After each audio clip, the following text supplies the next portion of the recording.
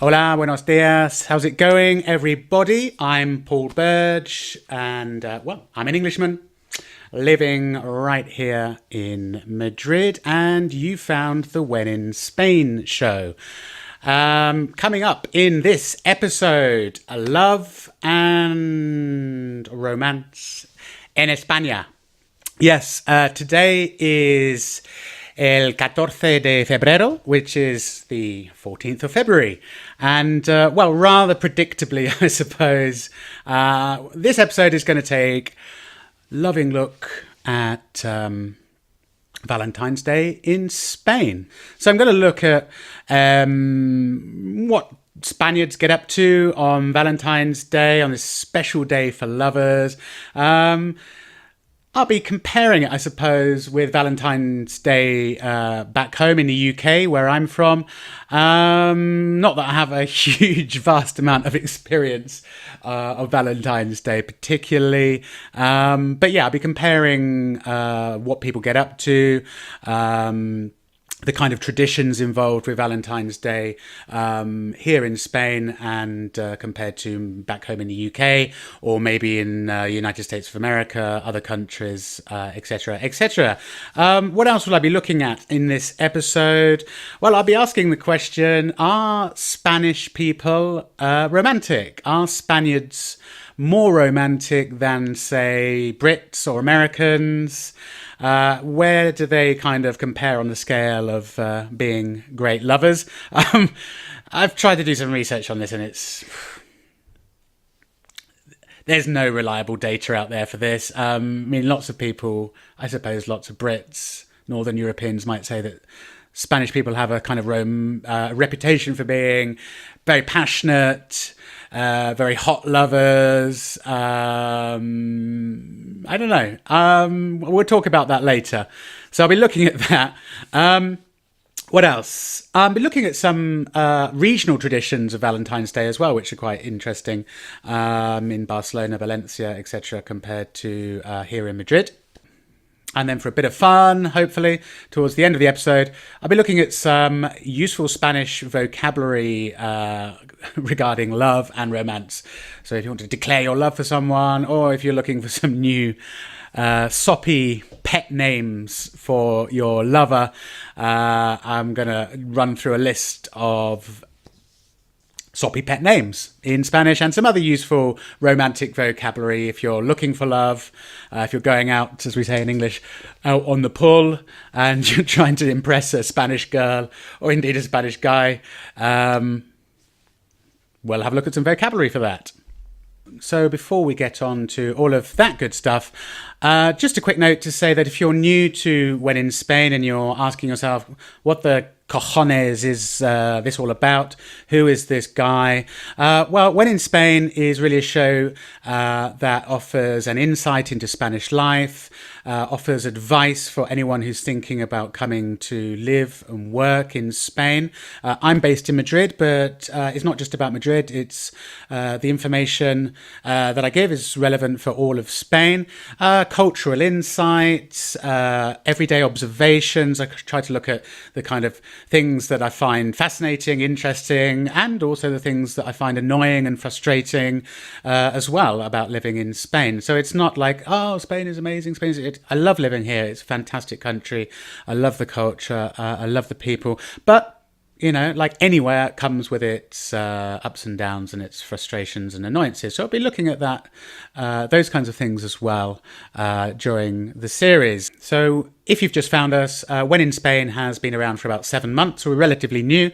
We've got about 27 episodes in total. So if you're watching on the YouTube channel, When in Spain is actually very new to YouTube. However, When in Spain has existed and continues to exist as a podcast series for quite a long time. And there are about 27 episodes available as a podcast. The podcast will continue alongside the YouTube videos as well. So essentially they're the same. There is a YouTube video version of When in Spain, and then there is a podcast version of When in Spain as well. Valentine's Day in Spain, it's a very similar name. It's identical. They refer to it as El Día de Sant Valentin. Some people also refer to it as el Día de los Enamorados, the Day of Lovers, or the Day of People in Love, enamorados. And I believe in South America they refer to it as el Día del Amor y Amistad. So a bit more all-encompassing if you're single, because that means the day of love and friendship.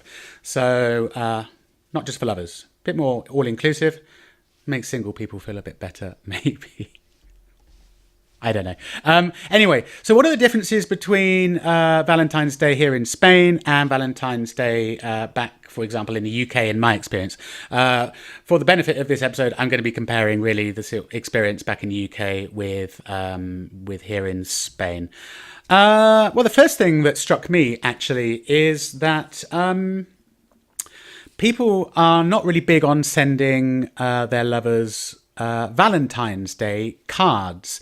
Now, in the UK, this is a really big deal, not just for people who are already together and want to exchange cards as a sign of their love and affection and devotion, but it's also a way of expressing an interest in someone who may not know. And it's quite a fun little game to play, especially, I think, when you're younger or when you're a teenager. Slipping a Valentine's Day card, I don't know, under someone's door, or, I don't know, planting it somewhere where the person you like will discover it, and then writing to, something cheesy, to my Valentine, and then putting from ? And it's all mysterious, and who is this from? Here in Spain, they are not big card senders, actually, and that doesn't just go for Valentine's Day.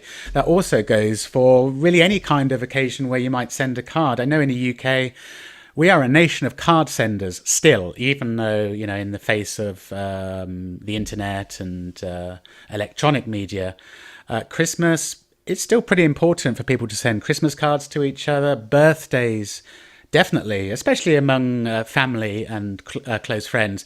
Birthday cards, Christmas cards, and Valentine's Day cards.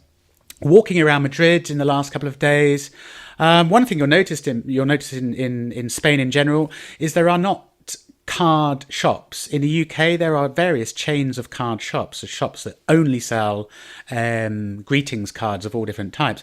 In Spain, they're super hard to find. You may find cards, very limited ranges in some kind of stationery outlets. In El Corte Inglés, the department store, you will find some cards, but not very many. And that's it. It's quite difficult to find cards. So that's one big difference. Like, cards in the UK, especially on Valentine's Day, are a really big deal. As any of you will know from who are listening from the UK. And I think I also lived in the States for a while as well. And the same there, sending and receiving of Valentine's Day cards is a big deal. Here in Spain, I really don't think it is. If anyone has had a different experience of it, then do let me know.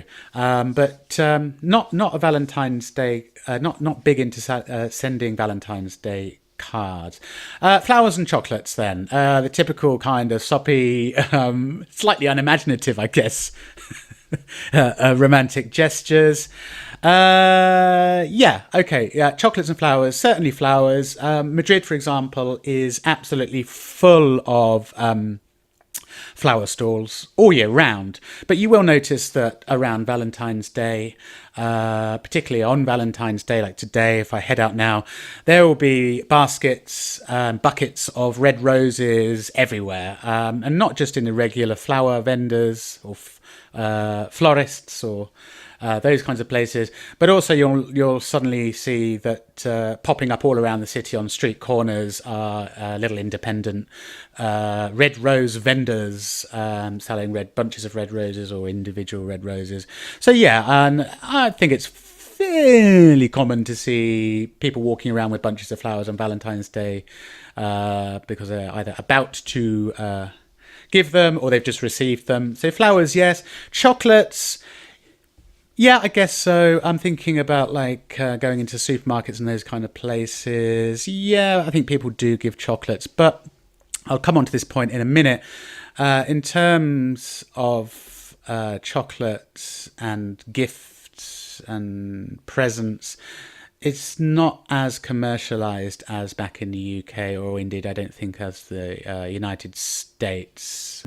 In my opinion, in my experience, Spaniards are a little bit more restrained when in those kinds of things. You know, when it comes to Christmas and birthdays even, the kind of really massively overstated grand gestures of really expensive gifts and those kinds of things, they don't tend to go in for here, which I think is kind of a good thing, really.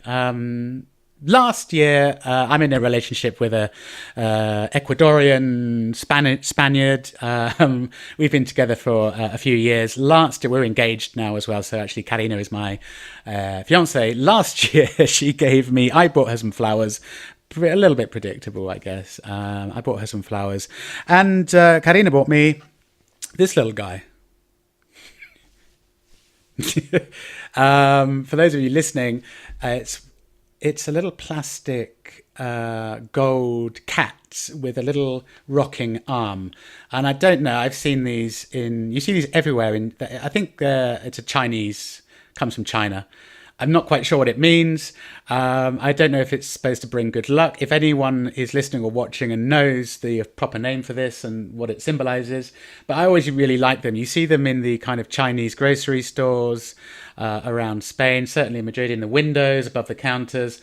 So it's a little cat. They come in gold, silver, various sizes, and it always has one rocking arm. This guy's called Takeshi.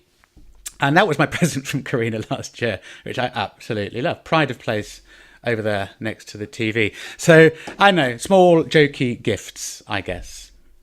Okay, moving on. Going out for a meal. Yeah, Spaniards definitely go out for a meal on Valentine's Day, albeit, of course, much later than maybe back home. They might go out at like 10:30. You'll quite often find, certainly here in Madrid, big cities, you'll have to make a reservation in advance in a lot of cases. But yeah, going out for a meal, of course, quite common thing to do, as it is back in the UK. Going away on holidays, getaways. Well, I don't know. I've noticed this year, looking on the internet and some adverts on the TV, they are pushing Valentine's getaways, special offers, holidays, weekend breaks. I think because this year Valentine's Day has fallen on a Thursday, so I think there's pushing people, which is super common to do here in Spain, is people take the Friday off or the day off around the weekend for some reason or other, and make it a long weekend. So this year, Valentine's Day is on the Thursday, so I think a lot of people will maybe do a little escape out of the cities to maybe a hotel in the countryside. They might zip across to the beach, obviously depending where you live. So as I said earlier, I, in my opinion, like many, not just in my opinion, but I think definitely in my experience living here in Spain, that back in the UK, all of these kinds of annual celebrations or things like Valentine's Day, Easter, Halloween, Christmas, excuse me, are much more commercialized back in the UK than in Spain. Like I was saying earlier, if you walk into a Spanish supermarket, there won't be many or any products on display explicitly saying, for Valentine's Day, buy this big box of chocolates. You won't see flowers in supermarkets necessarily, or in many other shops. You won't see like a big stand with loads of Valentine's Day cards on it. You won't see cuddly toys and teddy bears being heavily promoted for Valentine's Day, which is kind of good, I think, in a way. In the UK now, any of the big department stores, chains of shops, and definitely the supermarkets really push things like Valentine's Day to the maximum, and they will be building up to this probably about a week, if not more, before Valentine's Day. If you walk into any of the big supermarkets in the UK, the second you walk in the door, you will see baskets of cheap roses. You will see big stands of Valentine's Day cards. You will probably see cuddly toys. You will see a big display of all different special boxes of chocolates in heart shapes. They'll also bring out other chocolates and things like that you can buy all year round, but they really ram it down your throat, for want of a better expression. super commercialized. You'll also see lots of restaurants in their windows promoting Valentine's Day really, really heavily. Big banners, special offers. I've received a load of junk mail in the last week or so from, I don't know, from when I lived back in the UK, from all sorts of places like restaurants, stores, shops, all saying Valentine's Day special offers, Valentine's Day, Valentine's Day, Valentine's Day from a week ago. In Spain, it's just not the same. It's much more low key, as is Christmas, as is Halloween, as is Easter. All of these kinds of things are not heavily promoted here like they are back home, which is kind of nice. I mean, back home, I don't know, I always think of Valentine's Day, you walk in a supermarket and they have this dine-in for two. So if you don't want to spend too much money going out to a restaurant, they even have Valentine's Day meals, ready-made meals, which is kind of something else in Spain which hasn't caught on yet. Ready-made meals where for £20 you can get a first course, a main course, a dessert, a bottle of wine and a box of chocolates, and you can have your own little ready-made romantic meal at home. And it's kind of a good idea if you haven't got a lot of money to spend and you want to spend Valentine's Day, the intimacy of your own home. But that would just never happen in Spain. You wouldn't walk into a supermarket and find ready-made meals to take home and have with your loved one. You know, people would make it from scratch. So it is nowhere near as commercialized here in Spain. Thank God. So when I was researching this, I was looking to see if there were any kind of events or anything interesting going on around Madrid for Valentine's Day. And I found a website which is called Un Top 10 de Planes Románticos que puedes prepararle a tu pareja para el gran día, for the big day. There's top 10, and they've curiously used the English Un Top 10 for top 10 romantic plans that you can do for your partner for the big day. It's really tacky. The first one I found is a shopping centre called H2O, and to celebrate Valentine's Day, someone is making the biggest wedding cake in Madrid. I mean, oh my God, who is going to go to that? Seriously, at 6 o'clock, the biggest wedding cake in Madrid, and it says it says here that the advert says El San Valentín más empalagoso. Empalagoso means like sickly sweet, like really super sweet. So for your really sickly Valentine's Day, with the biggest, it actually says with the longest wedding cake in Madrid, and they are going to prepare a 15-meter long wedding cake in the shopping centre, and apparently it's going to weigh 100 kilos. Wow. Random. Well, I'm not quite sure why you would really on your Valentine's Day make an effort to go and see that. What else have we got here? Just skipping through this top 10 list that I found. None of it is particularly exciting, but some of it is a little bit tacky, and I don't know. This is quite cool, I suppose. You could relive a scene from the film Grease. Madrid has got a big drive-in outdoor cinema, like a drive-in cinema. They've got a special thing going on tonight. Not quite sure. Just having a look here. Oh my God! So they've been showing, and it started on the 8th. They've been showing the 50 Shades of Grey trilogy. How romantic!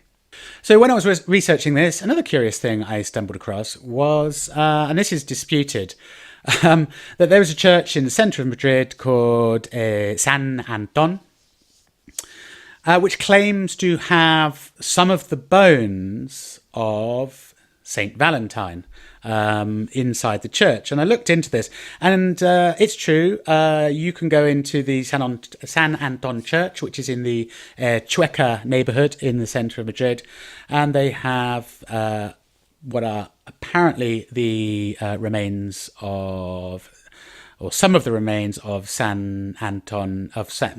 where they have some of the remains of Saint Valentine there, and people apparently go into the church and they tie little ribbons around these this kind of shrine or these railings to make a lover's wish. How romantic! I've never been in there. I didn't have the time to get down there and have a look myself, but apparently yes, they were deposited in the church in the late 1700s, and they were apparently a present from the Pope to King Carlos the Fourth.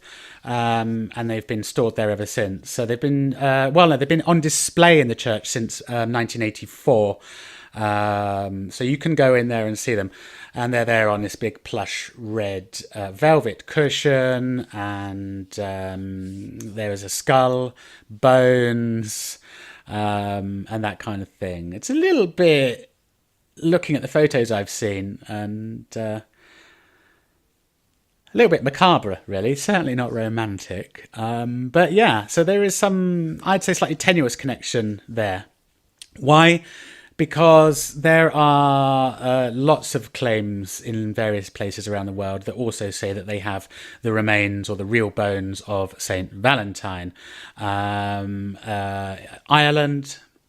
Poland, Prague and Malta all have this claim to having Saint Valentine's bones as well. So I don't know how accurate that is, but still, there's a little maybe tenuous link to Valentine's Day to Spain, and more specifically to Madrid.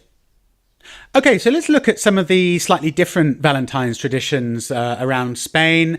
As I said, most of Spain will celebrate the usual Valentine's Day on the 14th of February and do those kind of romantic things that take place and have people do in lots of other countries around the world, certainly in the UK, America, etc., etc.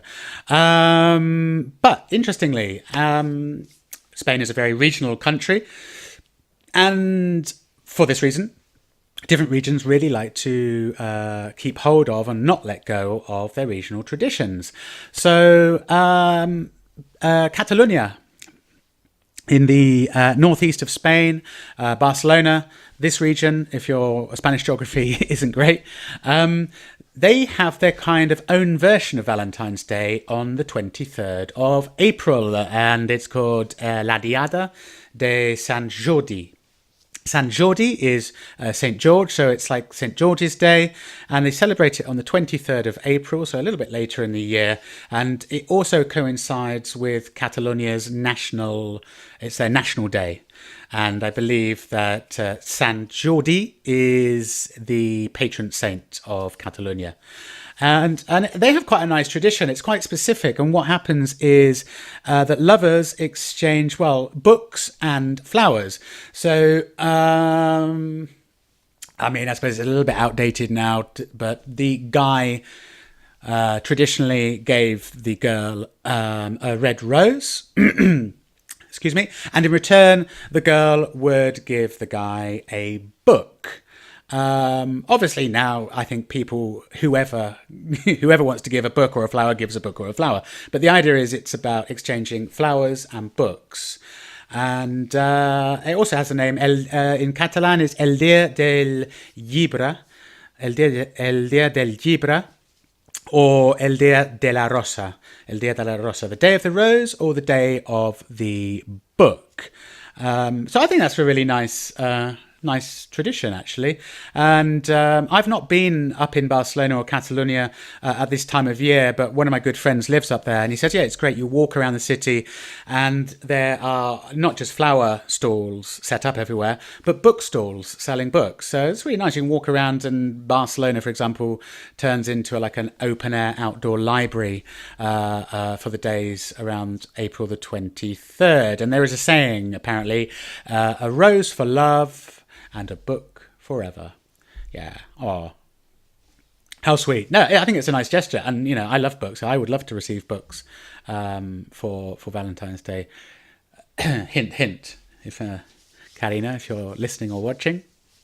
Where does that tradition come from? Well, apparently it's a mixture of different traditions from different areas, but the idea is Saint George, Sant Jordi. It's the story of George and the dragon, and Saint George rescued a princess by slaying a dragon, and after the dragon was slain, and where the dragon died, the blood pouring out of the dragon, where the blood seeped into the ground, a rose bush suddenly sprung up. So there's the connection with the roses as well. A rose was born, apparently a symbol of true and sincere love. The other region where there's a slightly different tradition for Valentine's Day is just south of Catalonia, in the region of Valencia and the city of Valencia.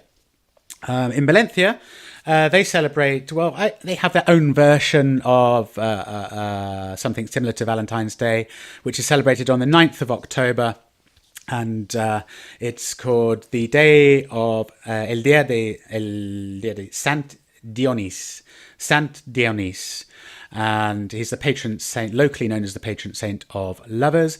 And their tradition is, offering to ladies something called in Spanish they've translated it as mocadora, and in the local language in Valenciano it's called I don't know how to say this, mocaura, I think it's called. Sorry, my Valencian is a little bit ropey. Mocaura, as a sign of love and appreciation. What is it? Well, the gift consists of, I wouldn't like this, it's like a basket, a package of different figurines and in the form and colour of vegetables and fruits, marzipan sweets, wrapped up in silk, apparently, or wrapped up in a silk scarf. So, different. Let's get on to looking at, are Spaniards better lovers? Are they more loving than other nationalities? I'm not going to spend a long time on this because, frankly, it's a little bit ridiculous. I tried to look online to see what other people's opinions were on this, and, you know, it's completely subjective, I think. I tried to see if I could find any stats. There are ridiculously crappy, stupid websites ranking nationalities by how good a lover they are, how romantic they are, and quite frankly, it's absolutely, it's BS, it's bullshit, it's not true.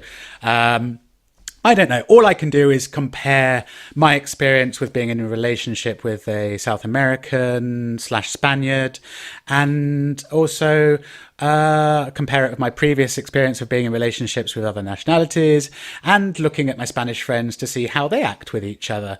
And I would say in my experience, I wouldn't say necessarily that they are better lovers, that they are more, that Spaniards are more romantic than a British person or an American. I can't speak for other nationalities, you know, it's super subjective. The only thing I would say is this, is that possibly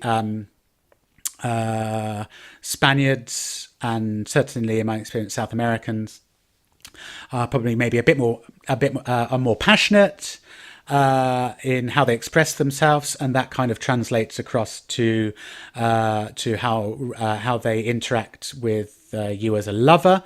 So then maybe they're more passionate, maybe more emotional, and I think that really is what it boils down to. And I think that's not just about love and romance. I think that also, in general, Spaniards are more passionate and more emotional and more expressive in everything they do, more than Brits, more than British people, I think, certainly in my experience. Where British were a little bit more cold, a bit more closed, a bit more colder, but you know, that doesn't go for everyone. I wouldn't describe myself like that. I would say I'm a very warm and open and quite an expressive person compared to other people I know. So I don't know.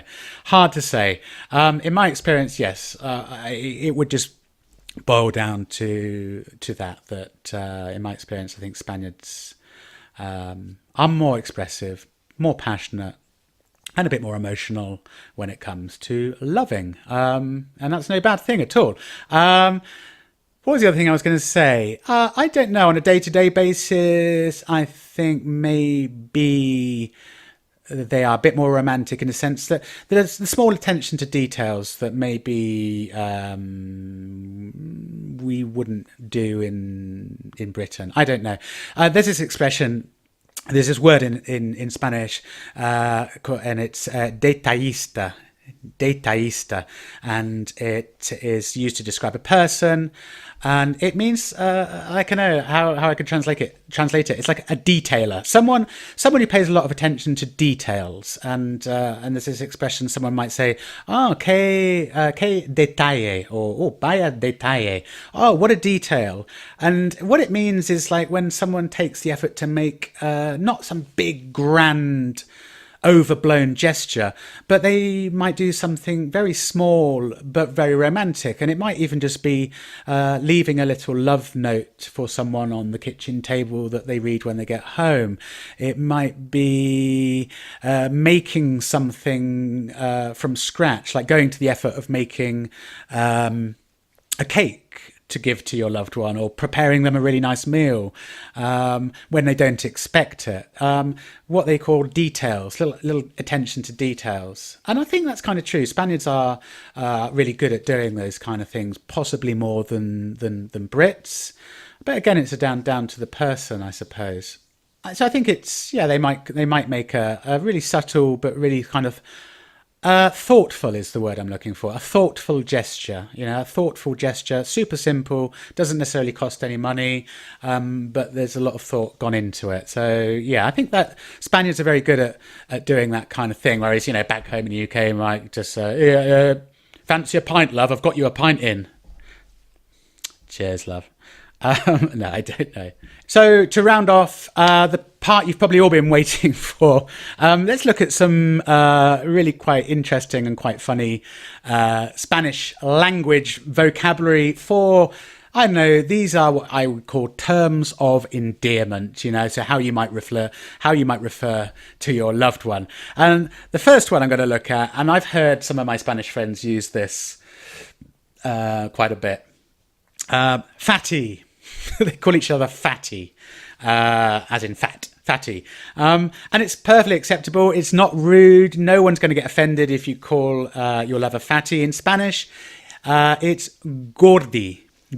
So, hola gordi, ay mi gordi, ¿qué tal gordi? Gordi. And it comes from the Spanish word gordo or gorda, which means fat. So, yeah, it's like fatty. So, hi fatty, love you fatty. Quite funny. I quite like it. Another really, really common expression to use in Spanish to talk about your loved one, your lover, is your half orange. Yeah, you're half orange. So imagine you've got your orange, you cut it in half, you are one half of the orange and your lover is the other half of the orange. And it's the, mi media naranja. Mi media naranja. It's super common actually for someone to say, "Ay, tú eres mi media naranja. You are my half orange. You are the other half of my orange," basically, which I think is quite different. And oranges are cultivated a lot in Spain and they're everywhere, so it kind of makes sense, I suppose. The other one, which I haven't heard so much, and I didn't actually know about this until I was just doing a bit of research for vocabulary. My little pigeon. I've never heard this at all, and if anyone whose Spanish is listening to this, or anyone who lives in Spain has heard this, please leave a comment below and tell me if you've heard or used this. I've never heard it. Little pigeon. Mi pichoncito. I've never heard it. Or pichoncita, if it's a girl. Pichoncita, my little pigeon. I don't know if it's not particularly romantic to compare your lover to a kind of dirty city-dwelling bird who's probably got half its foot missing. Debatable. Another one, again, which I haven't heard very often, and it's a little bit crude, maybe, if you're Anglo-Saxon, but, Spaniards will just get straight in there with these kinds of words. Well, it's like kind of referring to female genitalia. Chochito.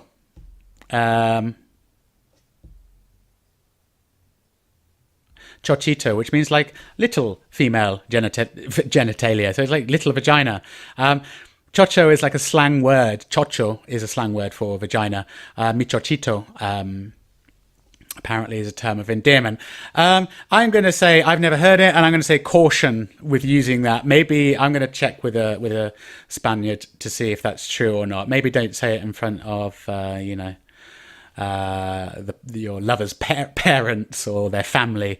Maybe use that one sparingly, or check first if it's not. According to the research I've done, it's considered a term of endearment, not offensive to call your lover chochito. What else have we got? Now this one, not really to you. Don't use it directly with your lover, with your partner. La parienta, mi parienta, mi parienta. Mi parienta, it's a bit like saying the missus, or we might say in the UK, indoors. The missus. Yeah, it's not good. You obviously wouldn't say that in front of your partner or to your partner or lover, and you probably shouldn't say it at all, really. It's not very nice. The missus. But la parienta is the equivalent, in case you were wondering, of how a guy might refer to their wife. Now to the really kind of common ones. This one you hear a lot. My soul. Eres mi alma, mi alma. Alma is soul, and people often refer to their loved one as mi alma. Mi alma, mi alma. Eres mi alma, ay mi alma, te amo mi alma, whatever. Okay, my soul. I've heard of it a little bit. I don't think it's as common to call your lover my little insect or my bug. And I suppose in English, I don't know if anyone ever uses it, but is there an expression like my love bug or something like that? I guess that this would translate to that. So it is mi bichito, mi bichito, mi bicho. Bicho or bichito. My bug or bichito, my little bug, mi bichito. What else have we got? Super common, mi amor. Mi amor, my love. Really common. Ay, mi amor. And you could also say mi cariño as well. Cariño is like kind of, well, it's like, it means love as well, I suppose. It's like affection. If someone is cariñoso, they're like loving or they're affectionate. But yeah, mi amor. And you wouldn't say mi cariño, sorry, you'd say cariño, like darling, cariño, can you, blah, blah, blah. It's a bit like darling, I suppose. Another really common one is mi cielo, my sky. Eres mi cielo, or ay, gracias cielo, or something like that. It means my sky. But also in Spanish, cielo means heaven. So I'm not quite sure how that is meant to be translated. Whether when you call someone mi cielo, whether you're calling them my sky, or whether you're calling them my heaven. I'm not sure. The next one I'm going to give you is mi corazón, my heart. Corazón is heart, el corazón, and you are my heart. That's really common. I've heard that a lot, and amongst lovers. And sometimes, like when you go into a shop, and in my case, that there close to our work, there is a sandwich shop, like a bakery. And every time I go in there, the lady behind the counter, who's probably in her, I don't know, 50s, maybe 60s, always says, hola mi corazón, hello my heart. So it's like, people use it affectionately, not only with their loved ones, but with anyone maybe as well. And I love it. It always makes me smile. So hello my heart. What else? And the other classic as well, mi reina, my queen. And if it's a guy, mi rey. Eres mi rey. Hola mi rey. Hola mi reina. My king or my queen. It kind of makes sense, I suppose. How would you say that I love you? You would say there are two ways to say it in Spanish, actually. And there's slightly different levels.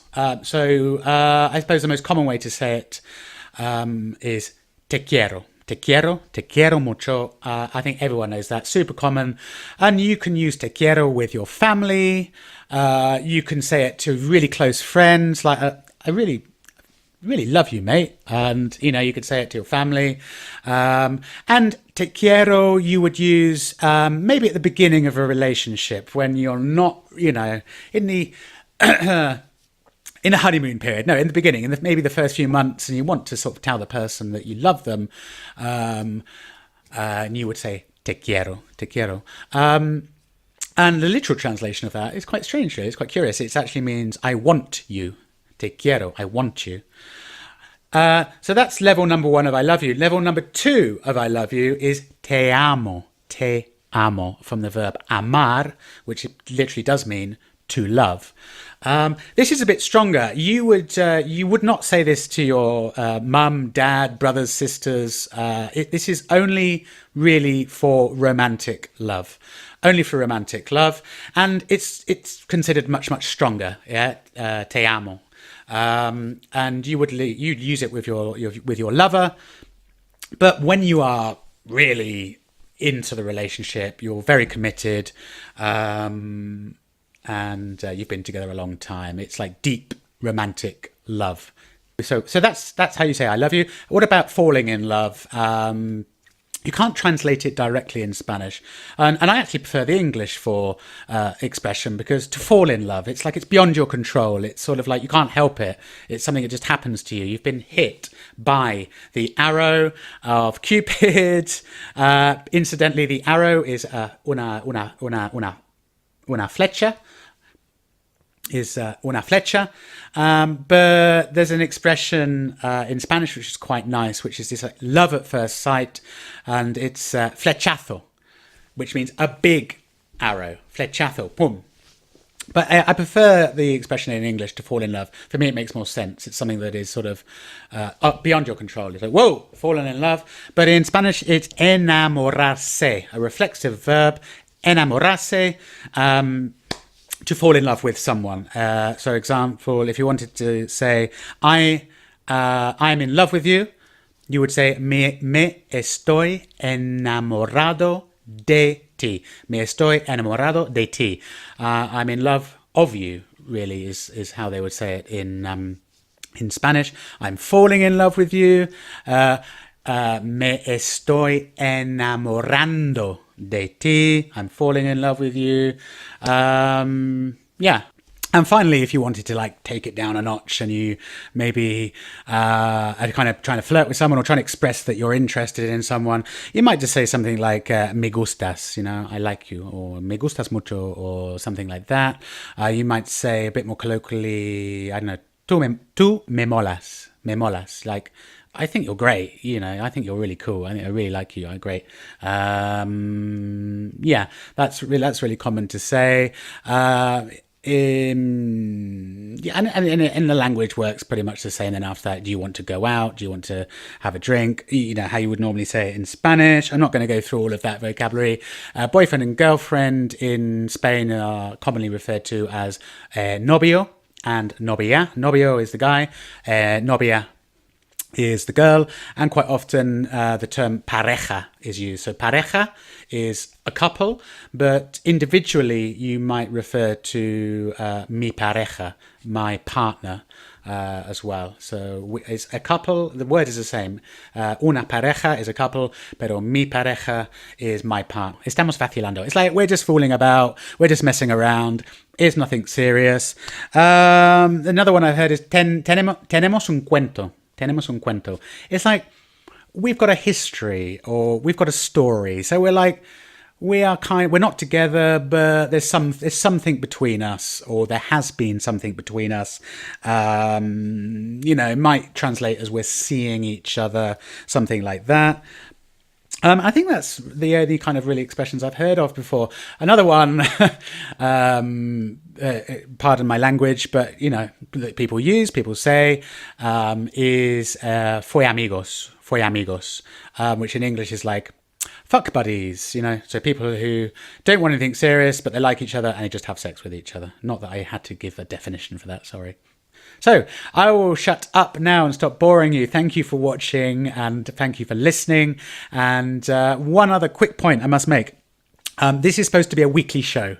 And to my regular listeners, I'm really sorry that I haven't I've disappeared off the radar for the last about 4 or 5 weeks. I had the flu. La gripe for 2 weeks, was really super ill, just about recovered now.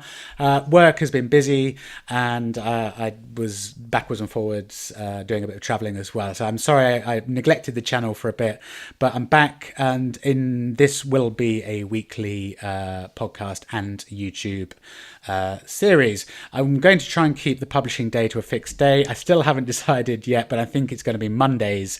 Previously, I used to always try and publish on a Wednesday, but stay with me. If you're keeping an eye out for new episodes, there will be a new episode every week. I've already got next week's episode planned, and next week's episode is going to be me talking about culture shocks for me. Living in Spain. I've been in Spain for a couple of years now, and in total about 5 years actually.